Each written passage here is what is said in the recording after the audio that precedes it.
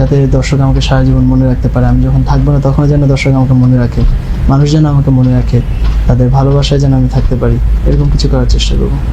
এই অনুষ্ঠান, এই প্রোগ্রাম, এই ভিডিও ম্যাগাজিন যারা দেখছেন তাদেরকে আমি অনেক ধন্যবাদ জানাচ্ছি কষ্ট করে আমার কথা শোনার জন্য, এবং তাদের কাছে আমি দোয়া চাইবো যেন আমি ভবিষ্যতে তাদের মনের মতন অভিনয় উপহার দিতে পারি। আপনারা সবাই আমাকে দোয়া করবেন। বাবা বলে ছেলে নাম করবে,